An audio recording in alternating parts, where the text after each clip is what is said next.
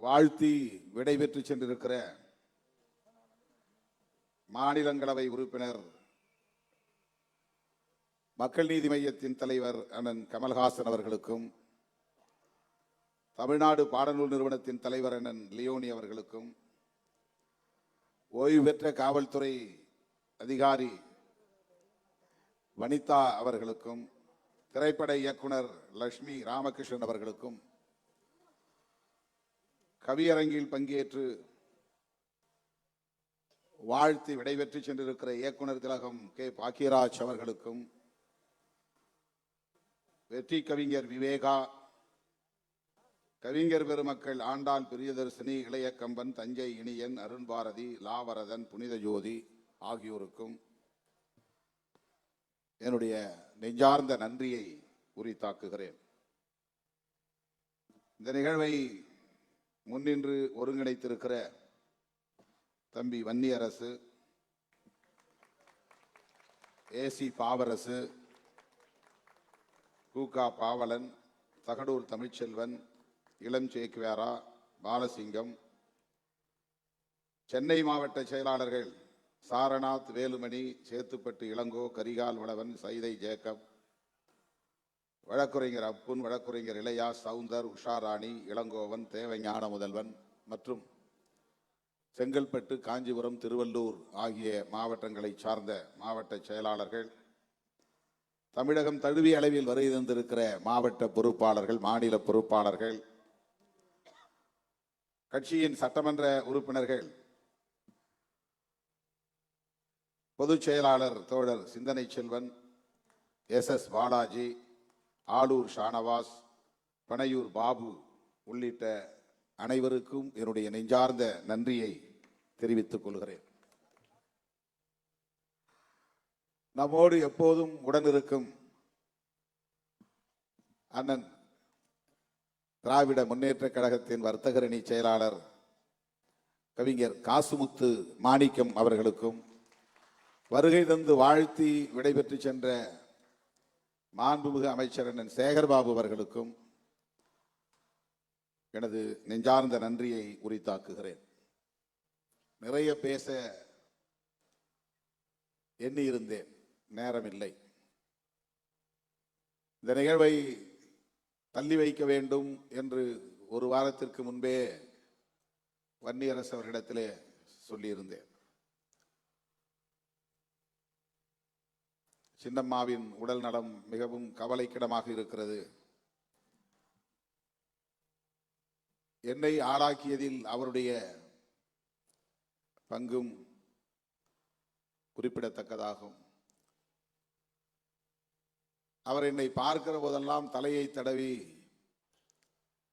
ஒரே ஒரு வார்த்தை தான் பேசுவார். இந்த 10 ஆண்டுகளில் உடல்நலம் பாதிக்கப்பட்ட நிலையிலும் வார்த்தைகள் தழுதழுக்க அவ்வளவு இலகுவாக புரிந்து கொள்ள முடியாத நிலையிலே தான் பேசுவார். அப்படி பேசுகிற போதும் கல்யாணம் பண்ணிக்கப்பா என்று தான் சொல்லுவார். அப்படிப்பட்ட பற்று என் மீது அவருக்கு உண்டு. அவருடைய உடல்நலம் கவலைக்கிடமாக உள்ள சூழலில் நான் நாடாளுமன்ற கூட்டத்தொடரில் கூட பங்கேற்க இயலாமல் ஒரு வாரத்திற்கு மேலாக பெரம்பலூரில் தனியார் மருத்துவமனையில் காத்து கிடக்கிறேன். எனவே இந்த சூழலில் இந்த நிகழ்வு வேண்டாம் என்று நான் வேண்டுகோள் விடுத்தேன். ஆனால் விரிவான ஏற்பாடுகளை செய்திருக்கிறோம். அம்மா எப்படியும் பிழைத்துக் கொள்வார், அந்த நம்பிக்கையோடு நாங்கள் இந்த நிகழ்வை நடத்த விரும்புகிறோம் என்று வன்னியரசு உள்ளிட்ட ஒருங்கிணைப்பாளர்கள் வற்புறுத்திய நிலையில் இதற்கு நான் இசைவளித்தேன். நாளைக்கு விழுப்புரத்திலே நடைபெறுவதாக இருந்த நிகழ்வை தள்ளி வைக்க வேண்டும் என்று நான் தோழர் ரவிக்குமார் அவரிடத்திலே கேட்டுக்கொண்டேன். அதை அவர் தள்ளி வைத்து விட்டார். இன்று பிற்பகல் 3 மணி விமானம் பிடிக்கிற போது கூட எனக்கு மனம் இல்லை. நான் இல்லாமலே இந்த நிகழ்ச்சியை ஏன் நடத்தக்கூடாது வன்னியரசு மற்றும் தோழரிடத்தில் இதை சொல்லலாம் என்று நான் நினைத்தேன். ஆனால் மருத்துவர் அம்மாவை கவனிக்கிறவர் இந்த நிகழ்ச்சியை நீங்கள் தவிர்க்க வேண்டாம், ஓய்வாருங்கள் என்று ஒரு ஊக்கத்தை கொடுத்தார். கடைசி நேரத்திலே அவர் சொன்ன வார்த்தையை கேட்டு மனமில்லாமல் நான் புறப்பட்டு விமானம் பிடித்து இங்கே வந்தேன். பிறந்த நாள் விழாவை ஒரு கொண்டாட்டமாக மட்டுமே நடத்தக்கூடாது, அதனையும் ஒரு அரசியல் நிகழ்வாக ஒருங்கிணைக்க வேண்டும் என்று நாம் பிறந்த நாளை கொண்டாடிய காலத்திலிருந்தே தமிழர் எழுச்சி நாள் என்று அறிவித்து கருத்தரங்குகளை, கவியரங்கங்களை ஒருங்கிணைத்திருக்கிறோம். நெடுங்காலம் நான் பிறந்த நாள் கொண்டாடியதில்லை. இடையிலே தான் இது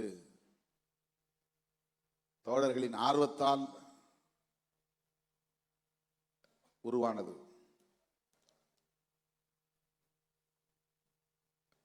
ஒவ்வொரு விழாவிலும் பல துறைகளை சார்ந்த ஆளுமைகள் வந்து இந்நிகழ்விலே பங்கேற்று வாழ்த்தி உரையாற்றிவிட்டு விடைபெற்று செல்வதை நாம் அறிவோம். அது நமக்கு ஊக்கம் தருகிறது.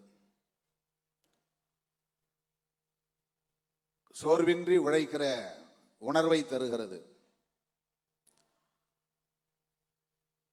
தொடர்ந்து பயணிக்க வேண்டும் என்கிற நம்பிக்கையை தருகிறது.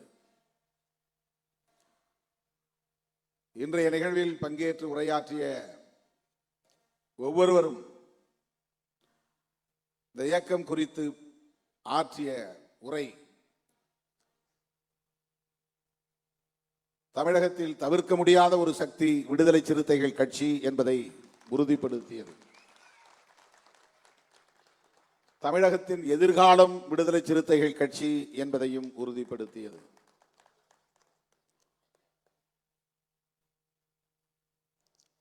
இந்த ஆண்டு மதச்சார்பின்மை காப்போம் என்பதை கருப்பொருளாக நாம் முன்னிறுத்தினோம்.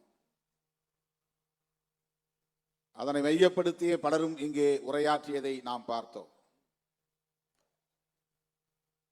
ஓய்வு பெற்ற காவல்துறை அதிகாரி வனிதா அவர்கள்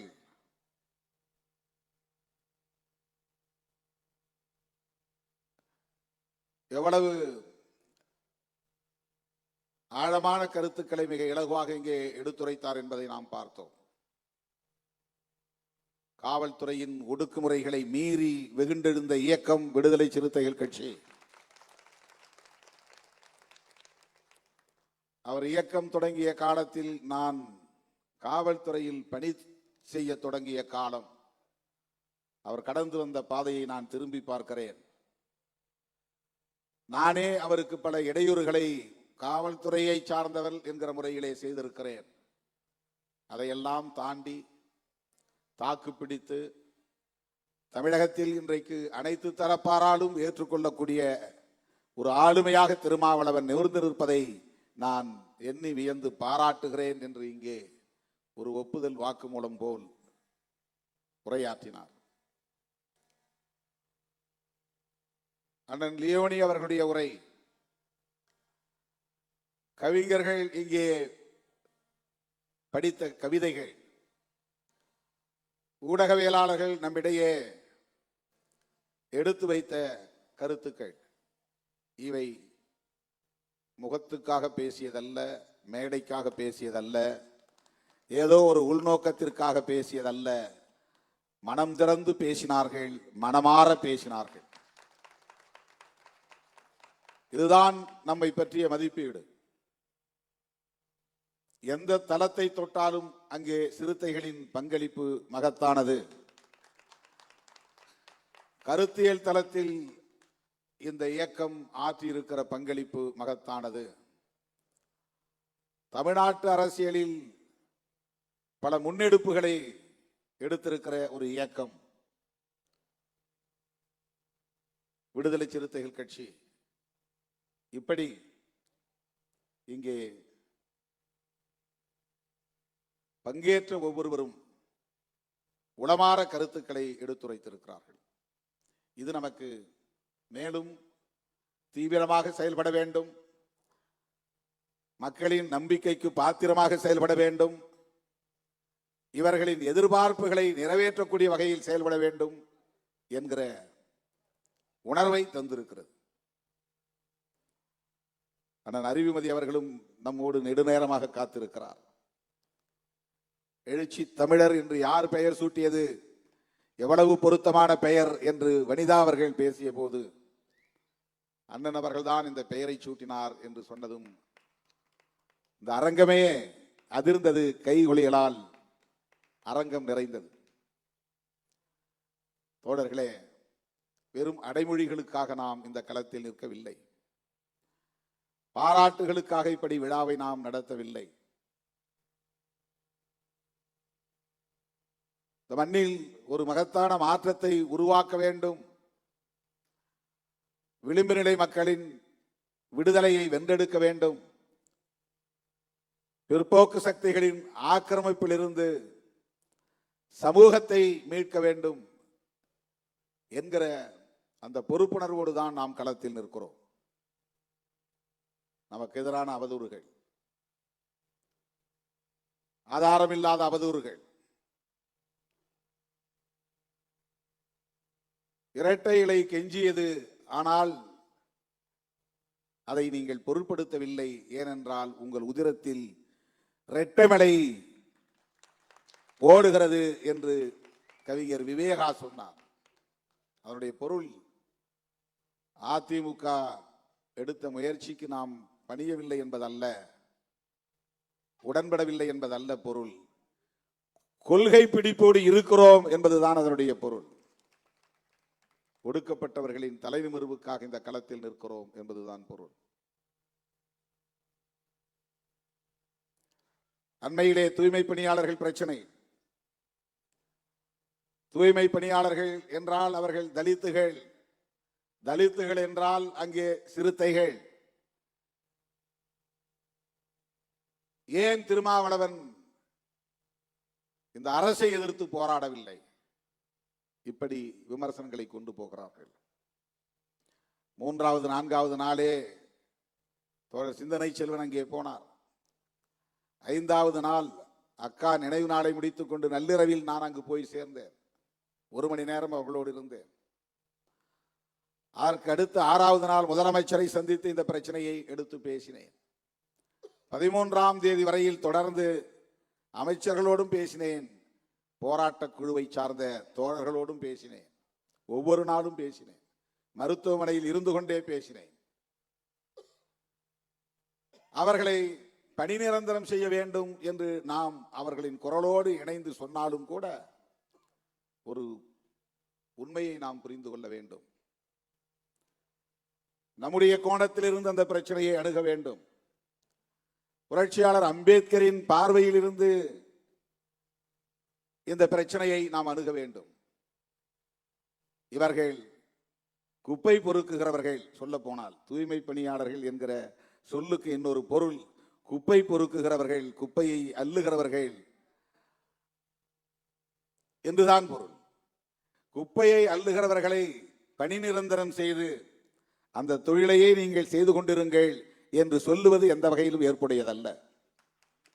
அதிலிருந்து மீள வேண்டும் என்பதுதான் நம்முடைய போராட்டம். அந்த தொழிலை செய்யக்கூடியவர்கள் தொடர்ந்து அதை செய்யக்கூடாது. மலம் அள்ளுபவனே மலம் அள்ளட்டும், சாக்கடையை சுத்தம் செய்கிறவனே சாக்கடையை சுத்தம் செய்யட்டும், குப்பையை அள்ளுகிறவனே குப்பையை அள்ளட்டும் என்கிற அந்த கருத்துக்கு இது வலு சேர்ப்பதாக இருக்கிறது. அரசு ஊழியர்கள் ஆக்குங்கள், பணி நிரந்தரம் செய்யுங்கள்.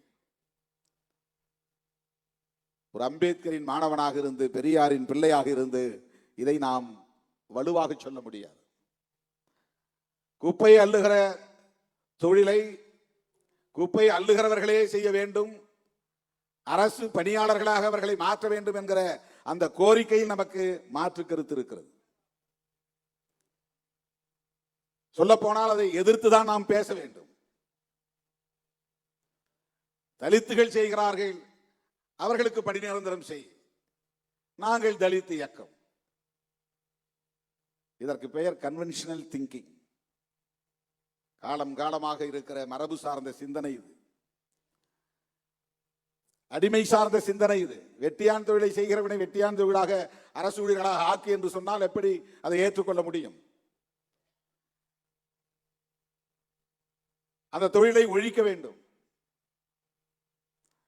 உலக நாடுகள் எல்லாம் இன்றைக்கு கருவிகளை அறிவியல் வளர்ச்சியில, தொழில்நுட்ப வளர்ச்சியில புதிய புதிய கருவிகளை கண்டுபிடித்து ஒரு குறிப்பிட்ட இனத்தை சார்ந்தவர்கள் தான் அந்த தொழிலை செய்ய வேண்டும் என்கிற நிலை இல்லாமல் அந்த தொழில்நுட்பத்தை கற்றுக்கொண்டவன் அந்த வேலையை செய்யலாம் என்கிற நிலையை ஏற்படுத்துகிறார்கள். இதுதான் பிற நாடுகளில் இருக்கிற நிலை. ஆனால் இந்தியாவில ஸ்கேவெஞ்சர்ஸ் அரசு ஊழியராக்கு, ஸ்வீப்பர்ஸ் அரசு ஊழியராக்கு. இது எந்த வகையிலே ஏற்புடையதாக இருக்க முடியும்? இதை போய் அவர்களிடத்திலே சொன்னால் அவர்களுக்கு எதிராக நாம் பேசுகிறோம் என்று கருதுவார்கள். அதனால்தான் சேர்ந்து நாமும் பணி நிரந்தரம் செய்யுங்கள் என்று சொல்ல நேர்ந்தது. பணி நிரந்தரம் செய்யக்கூடாது என்று சொல்லுவதுதான் அதிலே சரியான கருத்து. குப்பை அள்ளுகிறவர்களின் பிள்ளைகளே குப்பையை அள்ள முடியுமா? அள்ள வேண்டுமா? தலித்துகளின் பிள்ளைகள் தான் குப்பைகளை அள்ள வேண்டுமா? அரசு ஊழியர் ஆக்கினால் அந்த வேலை மறுபடியும் யார் வருவார்கள்? அந்த அரசு பணிக்கு யார் வருவார்கள்? எத்தனை பேர் குப்பை அள்ள தயாராக இருக்கிறார்கள்? 70 வயதிலும் அந்த பணியை செய்யக்கூடியவன் ஒருவன் இருக்கிறான் என்றால் அவன் யார் என்று நீங்கள் பார்க்க வேண்டும். இந்த தலைமுறை அவர்கள் அந்த தொழிலை செய்துவிட்டு போகட்டும், அடுத்த தலைமுறை அந்த தொழிலுக்குள் அவர்கள் போகக்கூடாது என்பதுதானே சமூக நீதி. அதிலிருந்து அவர்களை மீட்பதுதானே சமூக நீதி. தொழில்நுட்பத்தில் வளர்ச்சியடைந்த நாடுகளுக்கு இது போன்ற சிக்கல்கள் இல்லை. எது எதரையோ வளர்க்க துடிக்கிற இந்த ஆட்சியாளர்கள் இந்த நாட்டை உலக வல்லரசுகளில் ஒன்றாக மாற்ற வேண்டும் என்று துடிக்கிறவர்கள் இன்னும் ரயில் நிலையங்களில் கையால் மலம் மல்லுகிற மலம் மல்லும் தொழிலாளர்கள் லட்சக்கணக்கானோர் இருக்கிறார்கள். மலம் மல்லும் தொழிலாளர்கள் யார்? அவங்க எல்லாம் கஷ்டப்படுறாங்க, அதனால அவங்க எல்லாம் அரசு ஊழியராக்குங்க, அவங்களுக்கு சம்பளத்தை கூட்டுங்க, பென்ஷன் கொடுங்க என்று நாம் சொல்ல முடியுமா? குப்பை அள்ளுகிறவர்களை அப்படியே குப்பை அள்ளட்டும், அவர்களை அரசு ஊழியர்களாக்குங்கள், அவர்களுக்கு பென்ஷன் கொடுங்கள் என்று நாம் சொல்ல முடியுமா? ஆக தலித்துகள் பிரச்சனை என்றால் திருமாவளவன் தான் பேச வேண்டும் என்று சொல்லுகிற அந்த புத்தியே ஒரு சாதி புத்தி. அது வேங்கவேல் பிரச்சனை என்றால் திருமாவளவன் தான் பேச வேண்டும் என்று சொல்லுகிற புத்தியே சாதி புத்தி. அது ஏன் அதிமுக பேசக்கூடாது? வேங்கவேல் பிரச்சனை மக்கள் பிரச்சனை இல்லையா? அதிமுகவுக்கு அதில் பொறுப்பு இல்லையா? வேற கட்சிகள் பேசக்கூடாதா? எல்லோரும் பேச வேண்டுமா இல்லையா?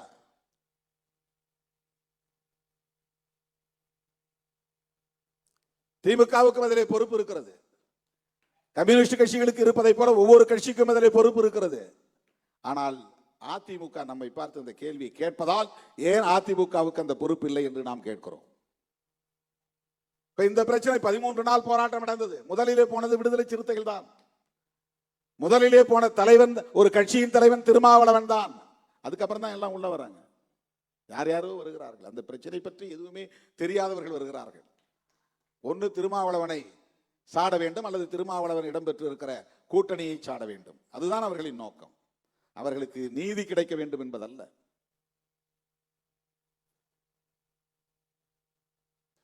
இப்படிப்பட்ட அவதூறுகளை எல்லாம் கடந்து பயணிக்க வேண்டிய ஒரு தேவை நமக்கு இருக்கிறது. சட்டையர் செய்த போது தோழர்கள் எல்லாவற்றுக்கும் திருமாவளவனை விமர்சிக்கிறார்கள். அதற்கு இதுதான் காரணம் என்று விளக்கினார்கள்.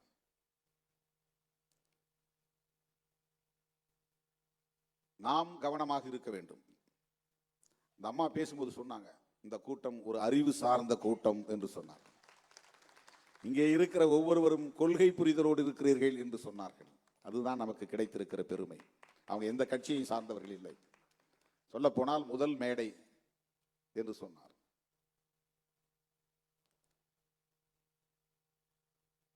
திட்டமிட்டு அவதூறு பரப்புகிறவர்கள், விடுதலை சிறுத்தைகள் கட்சியின் மீது அபாண்ட பழிகளை சுமத்துகிறவர்கள் என்ன நோக்கத்திற்காக செய்கிறார்கள் என்கிற தெளிவு நமக்கு தேவை. அந்த தெளிவு இருந்தால் நாம் அதற்காக எந்த எதிர்வினையும் ஆற்றாமல் உறுதிப்பாட்டோடு தொடர்ந்து இயங்க முடியும். அதுதான் உங்களுக்கு நான் விடுக்கிற வேண்டுகோள். தேர்தல் நேரத்தில் நாம் எடுக்கிற முடிவுகள் எதுவாகவும் இருக்கட்டும், ஆனால் அந்த முடிவும் கூட சமூக நீதிக்கு ஆபத்து ஏற்படாத வகையிலே இருக்க வேண்டும் என்கிற தெளிவு நமக்கு உண்டு. இன்றைக்கு வாக்குரிமையை பறிக்கிற முயற்சியில் பாஜக ஈடுபட்டு வருகிறது. பீகாரிலே நடந்திருக்கிற தில்லுமுள்ளு சாதாரணமானதல்ல.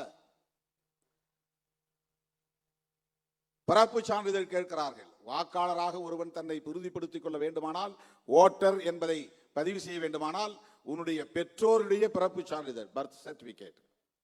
ஆதார் கார்டு கிடையாது. ஆதார் கார்டு காட்டினா ஏற்றுக்கொள்ள முடியாது. ரேஷன் கார்டு ஏற்றுக்கொள்ள முடியாது.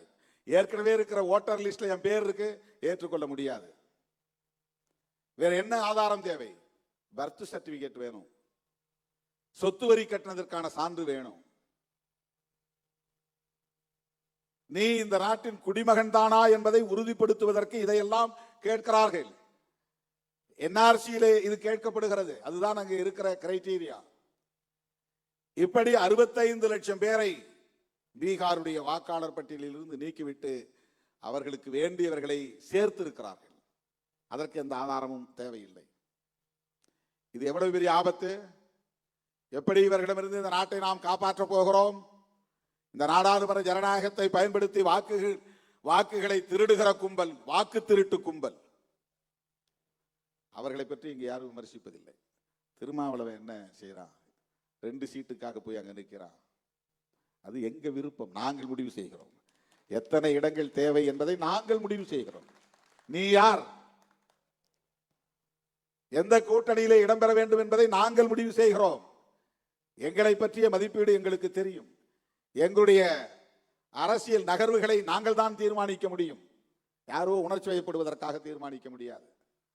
2 சீட்டுக்காக இங்கே ஏன் நிற்க வேண்டும்? 20 சீட்டு எடப்பாடி தருவார்கள் என்று யூடியூபிலே பேசுகிறார்கள். உங்களுக்கு ஏதாவது மண்டையிலே இருக்கிறதா? 20 சீட்டு கிடைக்கும் என்றால் நான் அங்கேதானே போக வேண்டும்.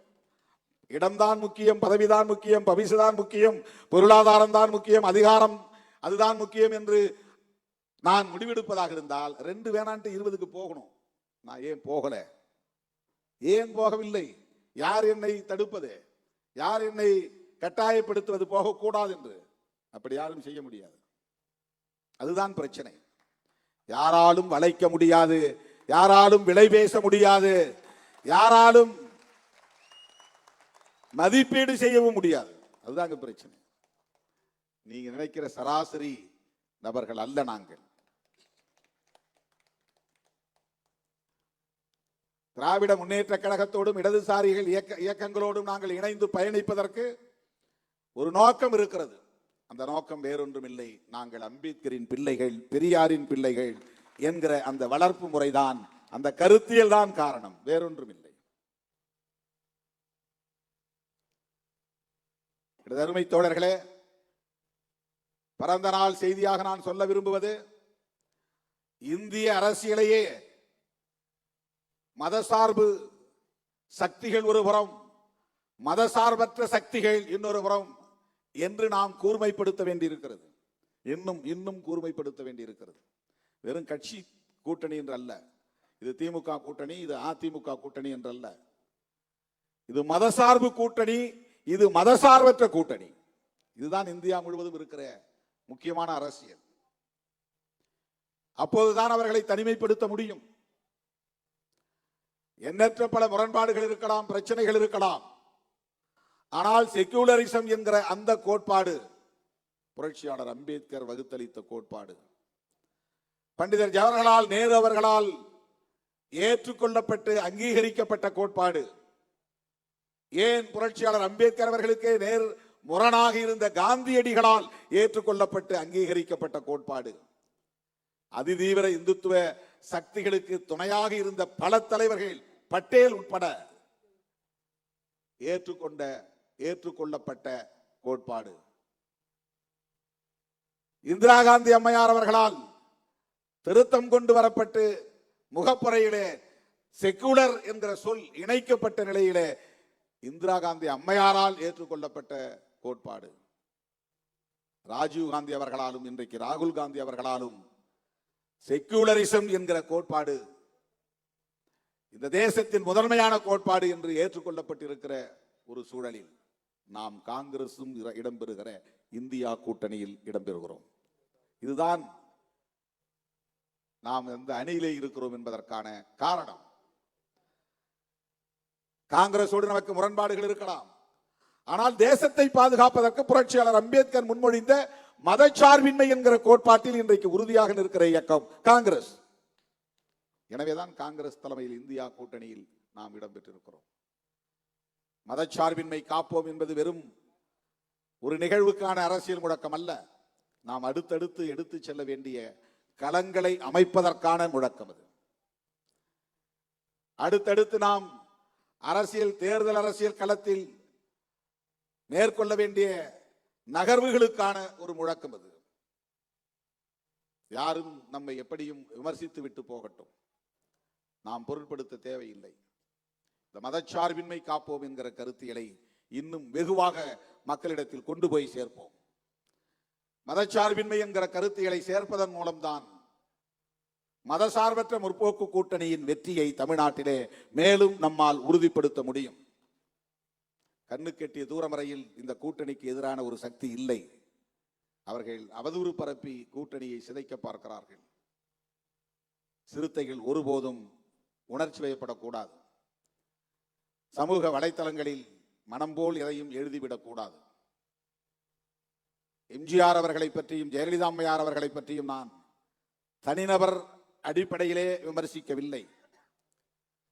திராவிட இயக்கங்களை எப்படி குறிவைத்து சனாதன சக்திகள் கடந்த காலங்களில் காய் நகர்த்தி இருக்கிறார்கள் என்கிற போது